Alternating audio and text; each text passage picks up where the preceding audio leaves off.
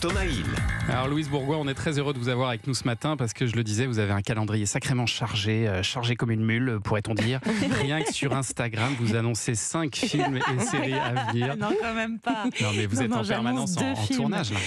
Ouais, je viens de terminer un tournage. Effectivement, j'ai beaucoup travaillé ces 2 dernières années. Ouais. J'ai beaucoup de chance et c'est c'est bien, des tant films mieux. super et très différents. Et alors au moment où on se parle, il y a les toutes premières séances du film Anti-Squat de Nicolas Silol, un film social mais aussi un thriller, disons un thriller social. Ça vous va comme ça ? Politique aussi. Et politique. Petite bande-annonce.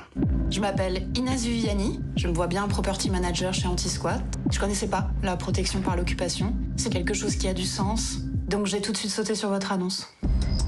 Le rôle du resident manager, c'est de recruter les résidents, Ceux qui payent la caution tout de suite, vous pouvez rentrer, les autres vous partez. les installer dans l'immeuble et s'assurer qu'ils ont bien compris le règlement. Pour ça, il faut s'installer avec eux. Les managers sont soumis aux mêmes règles que les résidents. Pas le droit de s'absenter plus de 2 jours sans autorisation, pas plus de 2 invités, pas de fête, pas d'enfants. Pas d'enfant. Pas d'enfant. Le problème, c'est justement que vous avez un enfant.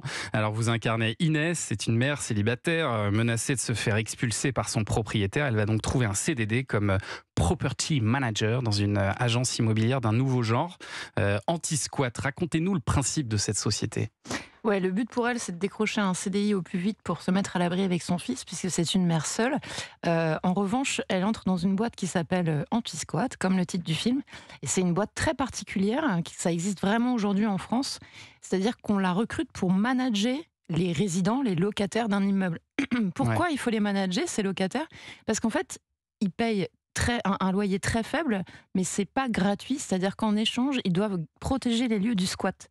Et c'est un phénomène tout nouveau, ça s'appelle la protection par occupation. C'est une loi qui a été votée en juin dernier, qui existe vraiment. En juillet dernier, ouais, exactement.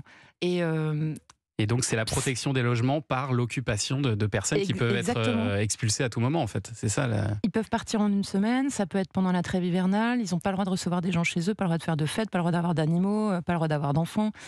S'ils veulent s'absenter, ils ont une demande d'autorisation à faire au préalable. Donc, c'est une sorte de... On est un peu assigné à résidence, c'est très particulier. En revanche, ça peut séduire certains, puisqu'effectivement, le loyer est de 200 € pour de grands espaces. Donc, à la base, mon personnage commence à travailler dans ce domaine par humanisme, en se disant que c'est un échange de bons procédés, et puis finalement elle est rattrapée un peu par la violence du système, et c'est un cas particulier, mais qui parle bien de l'ubérisation du travail aujourd'hui, qui reflète bien l'époque dans laquelle on est, où on demande aux gens une extrême flexibilité, et puis surtout les gens qui profitent en fait à l'intérieur de ce film de ces loyers faibles, c'est des gens comme nous tous, qui ont des métiers qui sont, je veux dire, c'est pas des gens qui sont SDF, ce sont un infirmier, un professeur, etc. Donc là, il y a un appauvrissement de la société aussi qui est très bien rendu dans le film.